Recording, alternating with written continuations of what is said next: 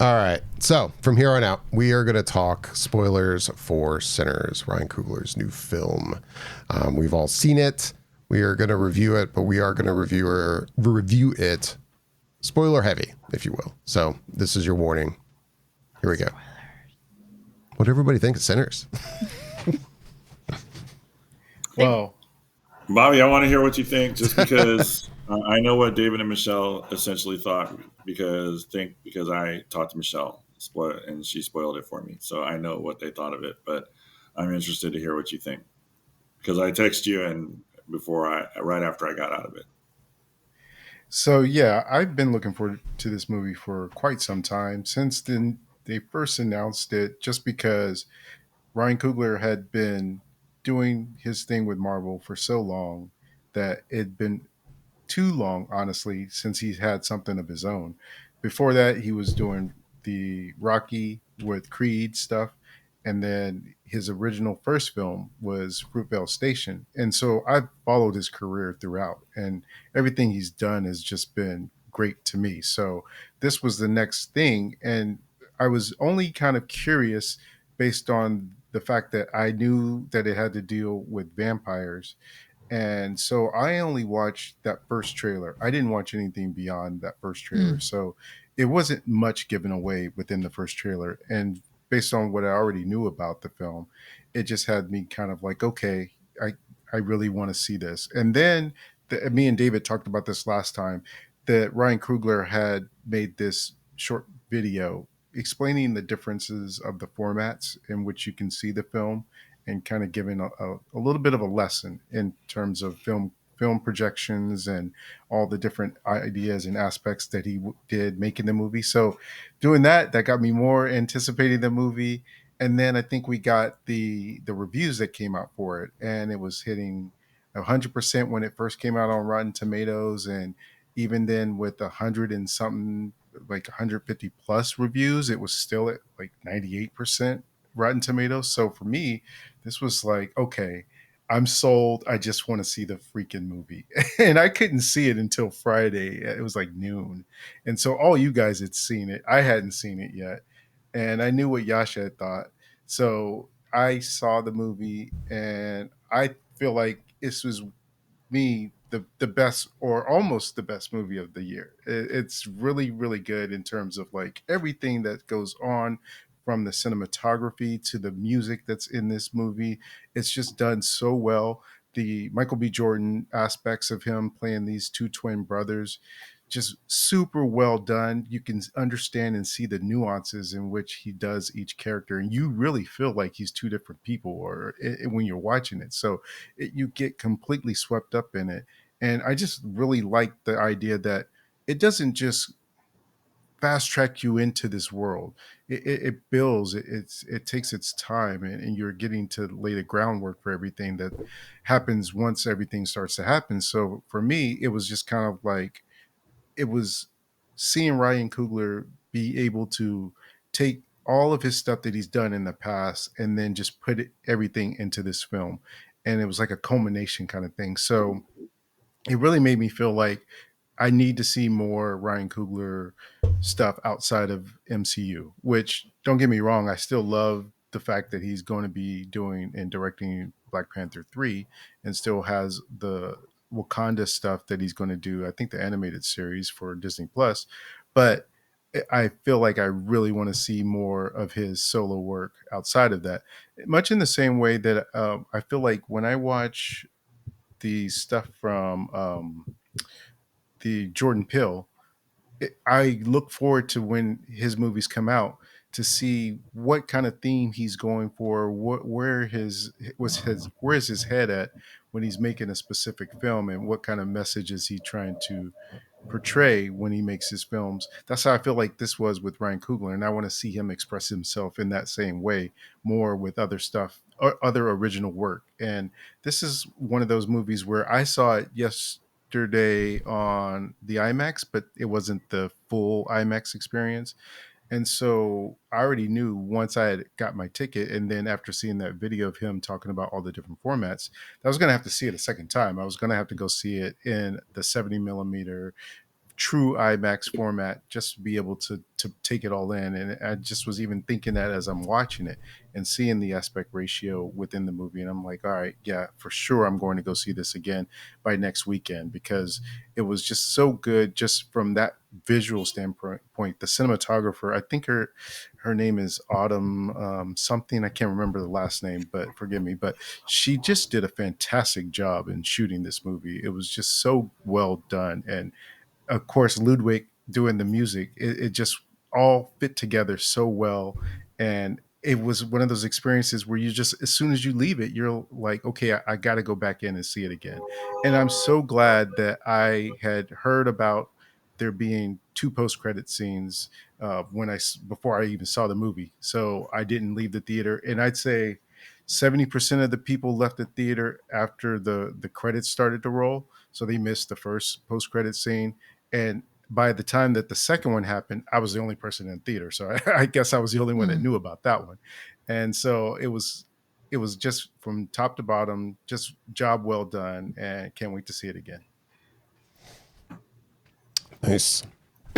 Yasha, what'd you think of it? I mean, I know you talked to Michelle. I think you heard kind of my thoughts, but I haven't really heard what you thought of the movie. No, I mean, Bobby kind of sums it up. And I, honestly, when he gets a chance to go first or go before me, he pretty much sums up a lot of the same feeling and the sentiments that I had when it comes to what I thought about the film. Brandy and I, my girlfriend and I, both had seen the film, and we were just slow to leave the theater. We didn't know that I didn't know that there was any mid-credit scene, and we were just slow, and it just kind of kept playing in the more and more, and like it was still flashing, parts of the movie, and I was like, oh, cool, so we sat there and watched it. It's like, wait, this is still going on. Like, we were kind of surprised by it. So it was just like, we were very happy to see that we didn't miss it, because we were the 99% of the theater had left when we were watching it. Everybody was gone. There was maybe 2 or 3 people sitting at the very front row, and I think they had the same situation. They just were kind of slow to leave, and they were just like, oh, this is still kind of going, so let's go ahead and keep watching it. I thought it was great. I mean, that's all I can really say more. It was a beautiful story. I thought it was wonderful, a lot of fun to watch, really exciting, slow build. But once we got into the world of everything that was going on, it was definitely thrilling is the best way to put it. Just the story and how things were kind of going on. Yeah, I mean, I can't say much more than that, other than I thought it was great. I felt like the music was an actual character in the film as well. And that was a lot of fun to watch. How about you, Michelle? Yeah, no, I'm with the two of them. I loved it. I thought it was fantastic. In my opinion, it's probably Coogler's best work that I've seen. And I admit I've not seen Creed, so I don't have that to compare to, but this was fantastic. It is, the storytelling is just so spectacular, done so spectacularly well. And, it's funny, I'm going to say what I'm about to say, but like, you get such a good time with exposition and getting to know these people and getting to understand each character in relationship to the Smokestack twins. And you, I don't know, it's just like, by the time the action starts happening, you're all in. You have invested in these people. You invested in the characters and the story and where it's going. Like, there's no turning back, and you're kind of, you've already got like picks in your head of things and ways that you're hoping it does or doesn't go in the movie. And so you're kind of like, oh no, I'm so invested in this person, or I'm like, oh, I'm not invested in this person and I hope they die, or, I mean, you really get into it. But honestly, it was beautiful. I loved how the aspect ratio kind of kept changing without the story. There's one scene in particular that it's like, when it happens, it is just chef's kiss. It is so beautiful. Like, you're sitting there just like, oh wow, like this is movie making right here, folks, and everybody says there's no original storylines in Hollywood anymore, and this film proves that wrong. There are original stories out there. It's all about, the studios taking a chance on something fresh and original. And no, this is spectacular. And it's the actors, the cinematographer, of which Coogler, like, big props to him. He always hires a female cinematographer. And I think that's spectacular. I think he enjoys having as much diversity on his teams, and it shows and it comes out in the quality of the work that's happening on screen. And I'm here for it. But the actors, actresses, the music was phenomenal, just absolutely phenomenal. And the settings that they had it in, you were wrapped in the setting itself. Like it was its own character as you're enjoying the film. You're like, oh yeah, I'm here. I'm there with them, experiencing the situation happening. No, it was fantastic. I loved it. I guess that leaves me. I won't be the party pooper. I'll just say I agree with all of you. The movie is quite good. I have not also seen Creed. I have not seen Fruitvale Station, so I'm not going to go and say that this is definitely his best work because I can't compare it to those. But I mean, it's the best of his I've seen yet, and I love Black Panther. But the movie is quite good. Bobby and I talked about like you mentioned, Bobby, that we talked about his video talking about the various film formats and how he mentioned that it is going to change aspects ratios depending on if you see it in IMAX. And we talked about how I brought up how I have mixed feelings on that. Like in one sense, it's great because the IMAX shots look awesome, but then sometimes it'll cut back to the widescreen aspect ratio. And I'm like, oh, now it feels like something's missing because I just had this full screen shot and now I don't. And there were times I thought about that during this movie, but it was interesting to see him. And I think, mentioning the specific shot you're talking about, Michelle, where there is he actually kind of transitions from one aspect ratio to another. Very similar to what you see in a video game when it goes from like a cinematic to an action scene. And that was pretty sweet. So I'm like, well, if you're going to do it, at least own it and like make it artistic. And I liked that. But no, the movie's fantastic. And all the performances are very good. I especially like Delroy Lindo's performance in it is pretty incredible. But I don't have much to add. The movie's great. Yeah, we saw it and to be clear, we saw it in the digital IMAX version, not a 70 millimeter print.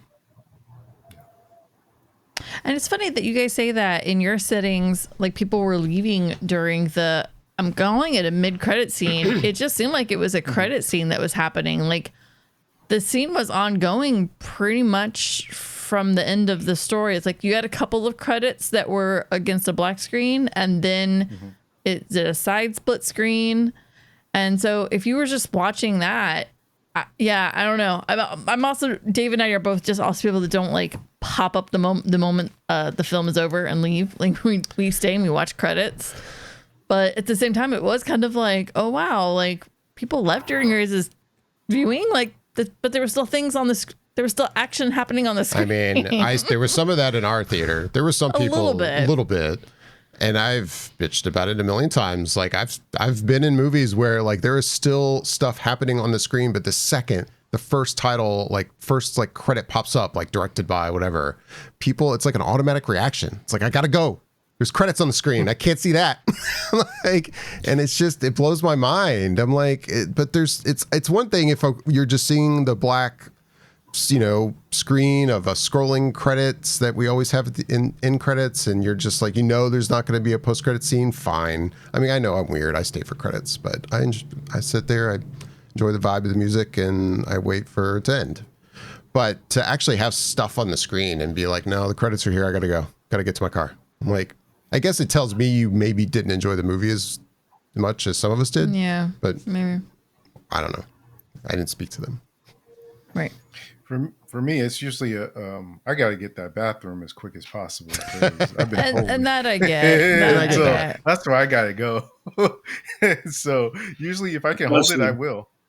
Especially if popcorn and soda is involved. And it typically is. It's like, all right, I got to go. It's, I'm sitting here. It's ready. I'm ready to go. Right. Yeah. Yeah. Yeah. So then, what did you think of those two post-credit scenes actually when you watched them? For me, it was just I liked the fact that it flashed forward to, I want to say it was like 92, 93 maybe. It was 92. Okay. And I was not expecting that at all, but it was a nice way to show like the progression that had happened with the Carter, with the preacher boy character, and seeing how he had still grown up and became and sought his dreams and everything that went for it. And I was like, oh, this is nice. And they didn't just come there to kill him. They just was like, they all had this shared experience of the day that their lives had changed forever. Mm-hmm. Right. And it was like, oh, it was really cool the way they did that. And then to have that actor do that solo at the end was just like really powerful, just hearing Yeah. him saying that too.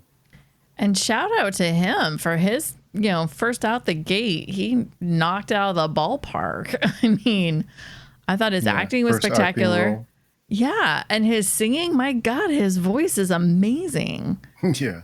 I was like, Yeah. he started singing in the car, and I was like, dude, come on. Are you serious with this right now? Like, it was awesome. It was amazing.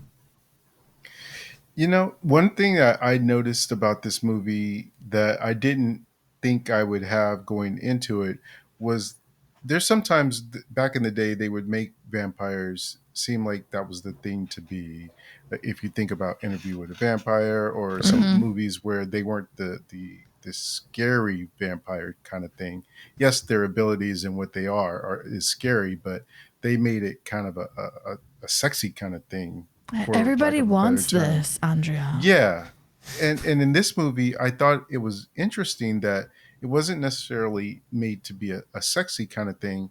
It was made into a communal, familial thing in terms of like, I could see their point, or the main character, Jack O'Connell's character, his point in terms of like, there's all these people out here who hate you and don't want you to succeed, and here we don't see color or anything. We're just all family, and you'll enjoy life and you'll have eternal life. And it's like, he's kind of making a good point in terms of why you would maybe want to go down that road. And it was presented in such a way that I thought it was a unique take in terms of making it seem more like a thing that was a rational way of explaining vampirism, as opposed to just going out and slaughtering people just for the sake of slaughtering. It was like, no, they're trying to increase their numbers and trying to increase their family in the only way that they can, which is by killing people. And so it's like such an interesting take.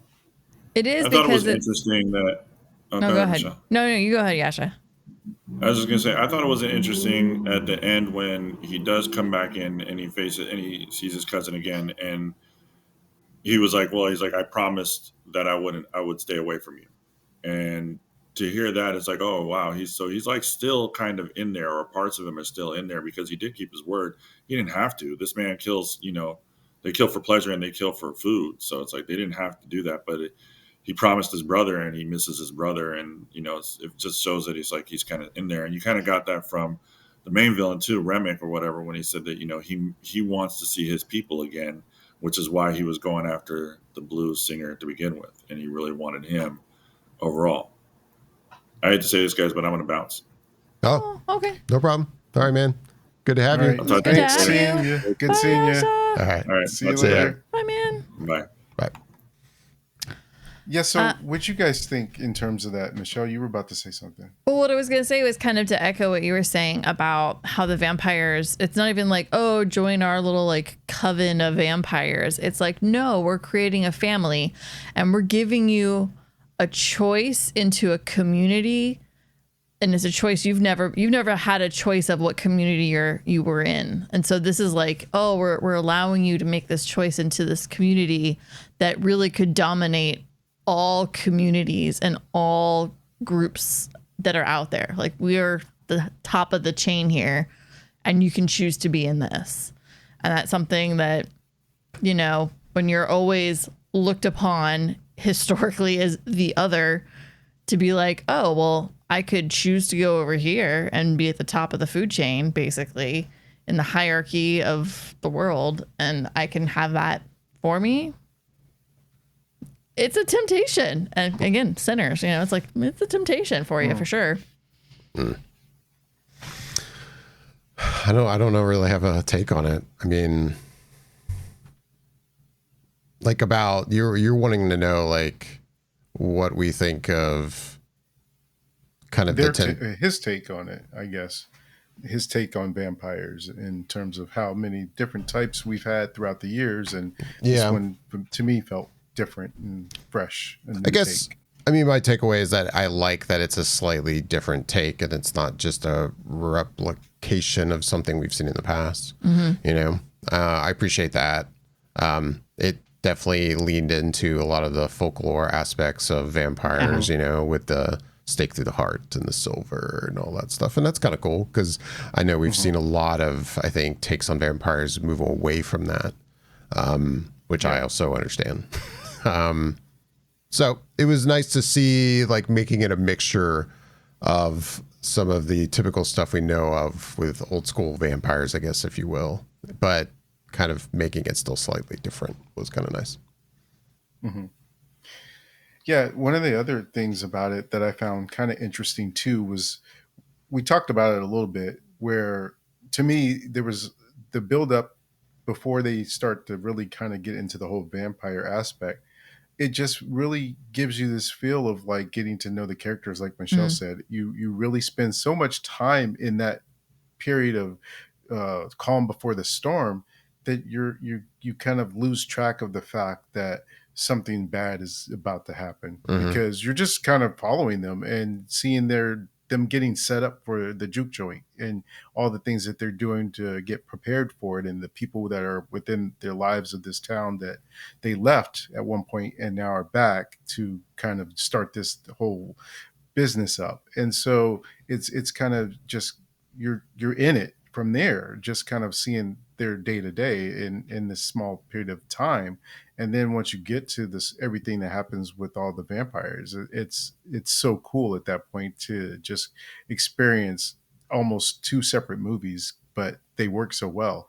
And the other thing that I liked about that too is that they circled back around to something that was kind of brought forward when they initially bought the place, which was the guy. He knew that guy was like a KKK member, and he's just like, hey, I'm paying you to just leave us alone and, you know, be about your way, and if you come on the property, you know, we have no problem shooting you. And the guy's all laughing because he knows, like, yeah, I'm gonna take your money, but I'm still coming anyway. We'll just come next day. And so I like the fact that they didn't forget about that. And sure enough, you get that later on when Smoke confronts them, and he's like a one-man army from his time that he actually was in the military. So it was like such a nice little payoff. It almost reminded me of like Tarantino with the Inglourious Bastards, just kind of a little bit of a rewriting of history, but in such a satisfying way. And that's what I kind of felt like watching that scene. It was nice because it's like it goes back to the one thing, and I think it might have been Pastor Boy that said it, and I think he said something like, "Oh, should we get the chest?" or something like that, or maybe it was Stack that had said it, but somebody had said something about the chest, and they're like, "We don't have time for that, and we can't go do that." And then it's like it circles back to the chest at the exact time that he's having to deal with the clan. And I'm like, oh, this is going to be so satisfying. Like, okay, this is going to be kind of nice. And then, just to have it in on the note that it does, the reunion, you know. And I was like, this is solid storytelling. So good. You just, again, there are original storylines out there in Hollywood. The studios just need to have a little more faith, I think. And I'm hoping at this point, this is just another excellent notch in his book, and that studios will start going, oh, we should get Coogler on that project. Yeah, man, just let him cook. Just let him cook and just let him go with it, because that'd be great. Yeah. One of the other things within the movie that I like too, that is a small detail, but it's relevant. And when it happens is that within that scene when he confronts all the KKK members and before he starts to kill everybody and get into everything, he had taken off his thing that was basically his magic protection. And so they incorporate this kind of voodoo magic into the movie, but not super overtly, but it's there. And so once he takes that off, he knows that at that point he's ready to join them. Mm-hmm. And he's just going to go out taking out as many of them as he can. Mhm. And so when you have that scene when he's near death's doorstep and he sees his love of his life and then the child that they had, and it's just like this pure moment. It's just so well done. And it's just Mhm. like, man, this is so good right now. Yeah, the weaving of different folklores and the weaving Mhm. of basically, because I mean, you're dealing with vampires, you're dealing with the mystical, you're dealing with magic, you're dealing with things that are out otherworldly than us, right? And then he layers all of that and weaves it all in through the story. It's fantastic. Yeah. And from different cultures. It's not even like he was like, we're just Yeah. going to focus on one culture's view and take on this. He was bowling from here and from here and from here. And he was just integrating it all together. It was just amazing. And you say that, and that reminds me of the one actual scene that I've seen people talk about from this movie, which is when Preacher Boy sings and starts singing. You see in this way that the movie is presented and the way the camera follows, there's it. They mentioned that when you start to be that good, that it can echo from the past into the future, and so they show that represented within that music, and you see people from African tribes doing dances and up to people like being on guitar rocking out, Mm-hmm. and then break dancers, and even there are Asian dancers in Yep. there doing stuff, and it's like it's really showing a moment in which music kind of connects everybody Mm-hmm. in different forms throughout the years since man could do anything, maybe even hum. Yeah, that it's always been there and will continue to be there. It's just something that goes through the fabric of life. And I was like, man, this is so well done. Oh yeah. No, that scene, that alone, I think is like something that should put him into contention for award season. Like that was just a beautifully done scene, and to have it all just mixed together, it was fantastic. I cannot praise this film enough. I don't think at this point. It was very good. It's definitely going to be in my. I can almost count that it'll be on my list this year for sure. It's just. We got to crazy go good. back to making lists. Oh, we are. Yeah. Yeah, why not? We've been bad. We didn't. It's the first year, it's the best of 2024. Yeah. What, David, did you have a take on that scene? No, I mean, it was. I just gonna sound like a broken record. It was great. Mm. It was incredible. I don't really have a new take on it. Yeah. Okay. Go ahead. No, I didn't really have anything. I was just going to say that I did see that some people mentioned that while they liked it, it took them out of it for a minute for, the time that it was doing it, because you're 1 minute, or not 1 minute, but most of the movie, you're in this specific time Mhm. period. And then all of a sudden you're thrown into a Mm. scene where you're seeing stuff from future aspects. And it's kind of like, oh, this feels jarring in a way. And I'm like, oh, I could see that. I could see where that Yeah. would be a thing where you can totally get what's happening within that scene and how it's speaking to what the was said earlier, but it could still be weird to see this kind of jambalaya of different cultures and time periods all blended into this scene. So I was like, it didn't hit me that way, but I could see how it Right. could effectively do that to someone else.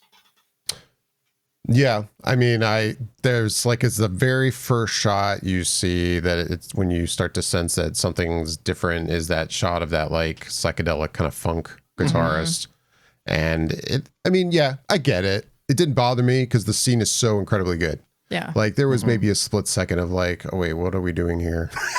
Like, but it passes. So I'm like, Yeah. I guess I could go, yeah, I guess I bump against it if Yeah. technically, but I'm fine with that.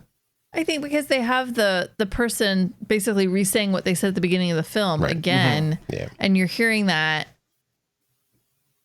I get where, yeah, I can see where for a hot second you're kind of like, wait, what's happening? But then if you're listening to what they're saying, you're like, oh, I don't know. For me, I thought it was actually pretty seamless. Like I feel like it pulled it all together in that moment. I mean, you've been waiting so long to hear Preacher Boy sing and perform, and you're waiting for this penultimate moment in the film, Right. and so. Yeah, I could see where it could be jarring, but I would say for me, it definitely was not. I thought it was well done. I was gonna say, like, on a different subject, when you were talking about the end of the film, that reminded me of maybe one thing that I don't know that I have a problem with. I guess it's something I'm like observing about myself when it comes to spoilers for movies. And I didn't have any spoilers for this movie before I went into it, to be clear. But, you know, I know there's been a lot of us that have now over time made an effort to stop watching certain trailers, right? Like we're like, okay, I'm going to watch one trailer, or maybe just the teaser, and then that's it. And I've been like that for certain movies too. And then there's movies like this where, yeah, I think I saw all the trailers. I didn't see them a lot, but I saw them. And there were aspects of the trailers. I remember the first time I saw in the trailer that you see that Haley Steinfeld's character becomes a vampire or is a vampire the whole time. I didn't, at the time I didn't know. And I was like, okay, I guess I know that. And for that, for example, watching the movie, it's like I have that in my mind. I'm like, okay, well, she's not a vampire from the beginning. So at some point she's going to become one. Right. So the whole scene when she goes out and talks to the group, I mean, but at the same time, in the end, I don't think it really changed or affected my, experience with the movie. I still loved the movie, and in the end, would I still watch those trailers? Probably. It was fine.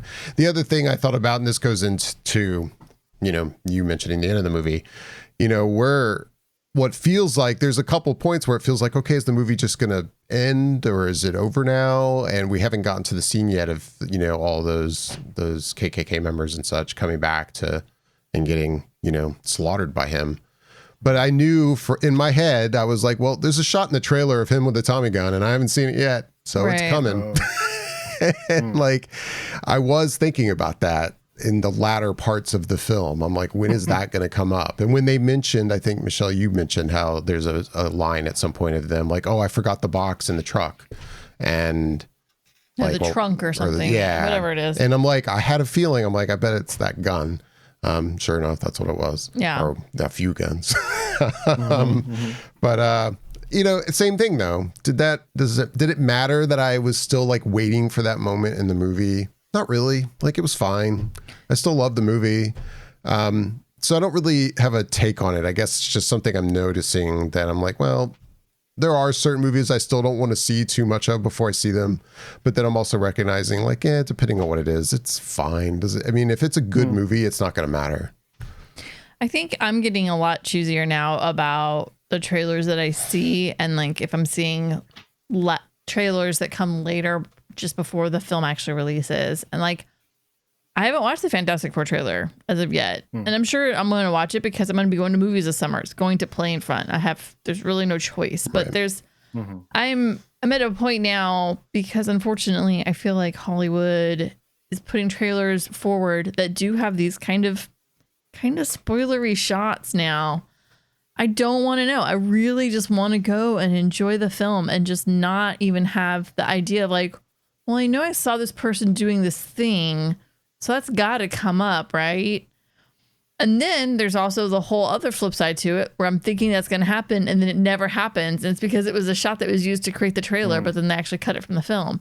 So as crazy as it sounds, I'm not saying like I'm anti-trailer, but I'm like, I'm not for the way that trailers are done any longer in Hollywood. I think they're revealing too much.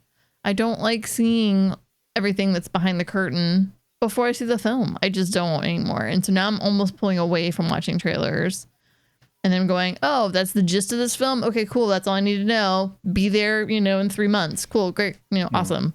And just letting it go. So yeah, I don't know. Like I could basically go to movie theaters right now and not go to see the trailers. Just show up right before the movie.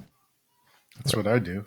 Typically, I've been that way for quite some time, just for the reasons you just listed. Yeah. Most of the time I'll at least check out a first trailer, be it a teaser or a full trailer. Yeah.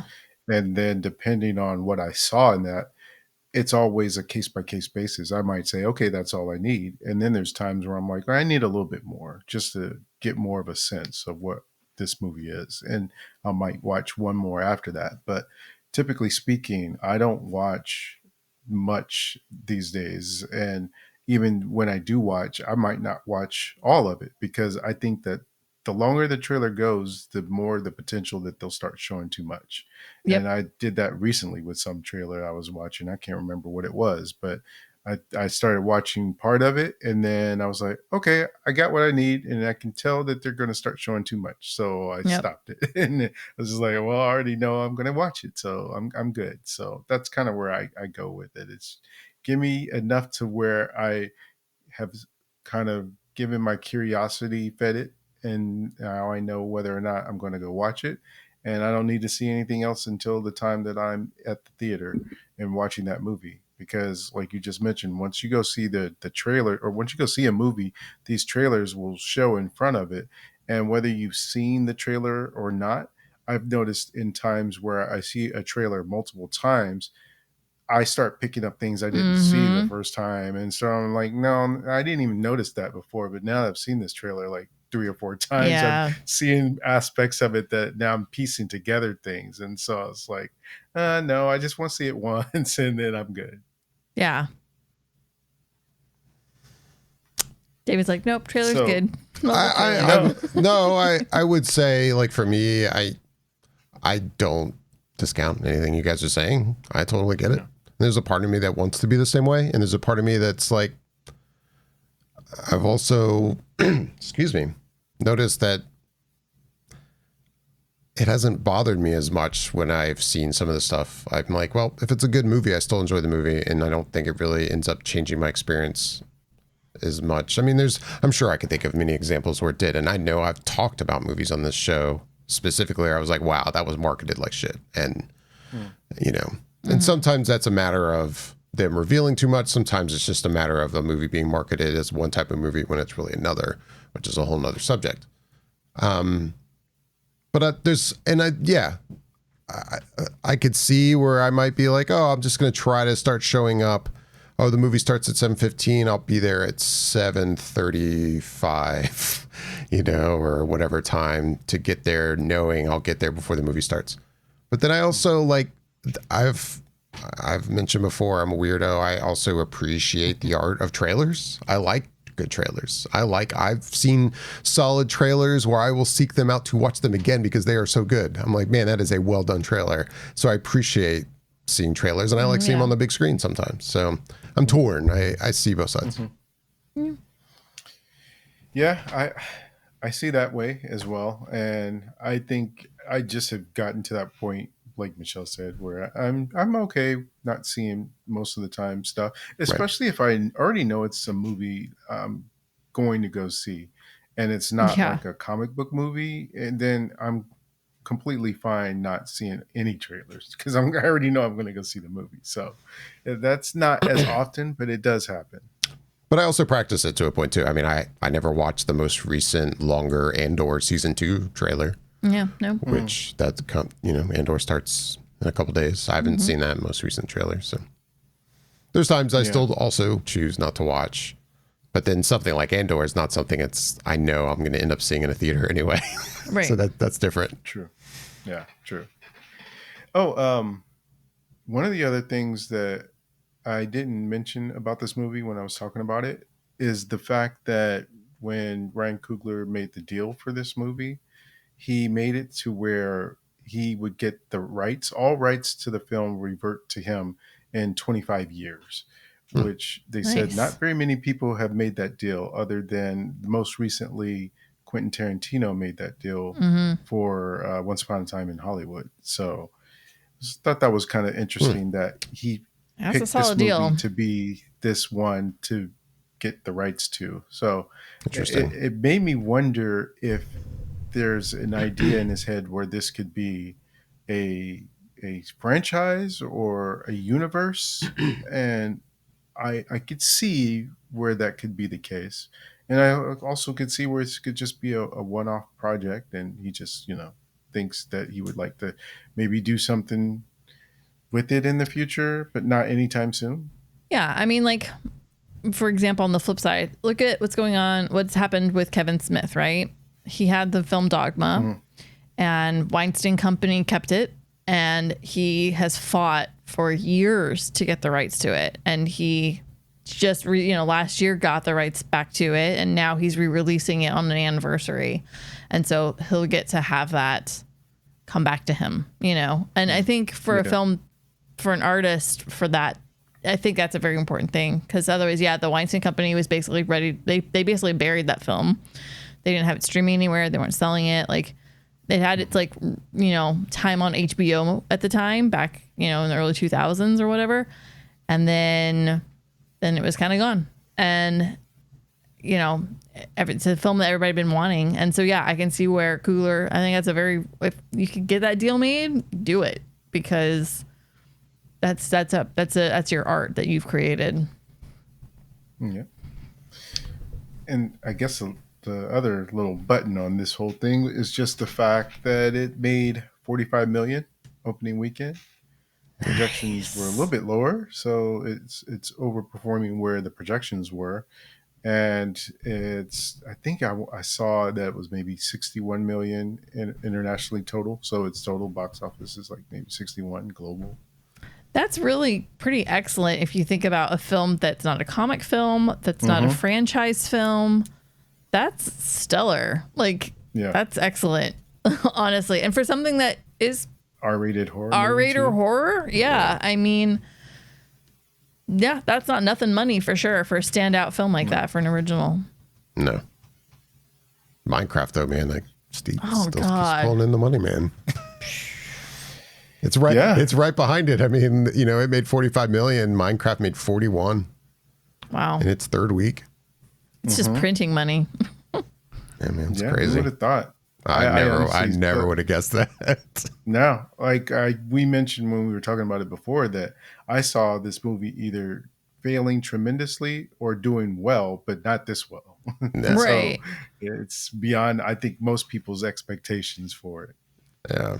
It's wacky. I mean, we all know how popular Minecraft is. It's a huge franchise. That's big IP, but I think it's the big IP. Kids are into it. I also just think the timing of its release, there hasn't been a kids movie out in a while. Like a good family, hey kids, we're all going this Sunday, you're gonna go see a movie like that. It's been a hot minute since we've had a good kids movie, family movie come out. right. And I think it just timed it really well. But no one liked it. Which one was that? Snow White. Oh. See, that was the response. I mean, I haven't even seen that film, so I shouldn't judge it. But I think there was just already so many issues going into that movie. It's just, everybody just moved past that movie. Like, honestly. Yeah. I'm still shocked they put it out. Part of me is like, I thought Disney would have just made it go away. I thought they were just going to put it straight to Disney Plus. I was like, at this point, they're just going to throw it onto the streaming service and walk away. Call it a I'm lot. saying all that. I haven't seen it either, so I'm not passing judgment on the movie itself. Yeah. Maybe I'll think it's great. I don't know. Kind of doubt it, but anything's possible. Not high hopes, but There's no way. Could be I'd be No way. I'd be shocked. When it comes on Disney great. Plus, I will watch it just because I'm curious. I've got to see it just to see where I land. Oh on yeah, it. sheer curiosity is I gonna think happen. your landing spot will be somewhere between it was fine to it was terrible. So that Yeah. I don't think you're coming out of there saying something. Oh yeah, it was pretty good. It was better than You guys are all crazy. One of the most underrated movies of the year. I do not think you're. And that happens, coming out but of it with that. I don't think it's going to be this one. No, not for that one. No. Yeah. So I think that Warner Brothers is the big winner for this month or time period, just because they have the number 1 and number 2 movies in the country right now. Yeah. Well, you guys have anything else before we wrap things up on Sinners? No, other than just go see it if you haven't Yeah. already, and Go see it. And Come back. don't run out of the theater the second you see credits on the screen. Yeah. Just Right. Like, relax. sit, have a seat. Unless Enjoy you the gotta go. music. If you've You gotta really got to go to the bathroom, I bathroom, get it. go and come back. yeah. But Actually, I'll put an asterisk by what I just said and say, go see it again, because if you sat through this, if we spoiled everything, that means you had to have seen it, or you're just some sort of masochist and just like to be spoiled before you go see a movie. So I'm sure you've seen it. Just go see it again. and see it in IMAX. I mean, Yeah. you most likely you do not have a theater near you that is showing it in 70 millimeter. There's only, I think, 12 theaters in the country. Unless you're lucky enough, like Bobby, to live in Southern California, Right. where you probably have a couple to choose from, or New York. But yeah, if you can see it in Yeah. IMAX, even if it's Limax, as we call it, that's what we saw it in, and it was great. Yeah. I still have mixed feelings on the aspect ratio changes as an art form, but at least here and there, I felt like he handled it well. I think he executed it well, and I think it worked out for him. But I think what's nice is, I will say, this weekend is seeing how many like actors out there in Hollywood are also praising this film, and they had nothing to do with this film in any way, shape, or form, or even a person in it. And they're like, y'all need to go see Sinners. Everybody just go see Sinners. Just go. Like, go to church on Easter and then go see Sinners. Everybody's like, just go. It's cool. You're fine. It'll be great. Pray in church and then go sing. Yeah, exactly. It is an interesting weekend for this Weekend movie for this to come movie. out. Right. I'll be honest. There were choices made. Yeah, seriously. Yeah. All right. Anyways, Well, if we don't have anything else, we have The Last of Us starting in 10 minutes. So we do have The Last of Us starting. Oh, yeah. yeah, so we're going to wrap things up. As always, we'd love to hear back from everyone watching. If you're watching us live on Twitch, thanks for joining us. Make sure to chat with us. We'd love to hear from everybody. You can also find us on our X and Instagram accounts at Flickr_effect. And these streams from Twitch do end up over on our YouTube channel as well. youtube.com/flickereffect. We will post those up shortly. With that, I'm David Lott. I'm Bobby Jackson. And I'm Michelle Hillard. Thanks for listening and watching, everybody. Bye-bye.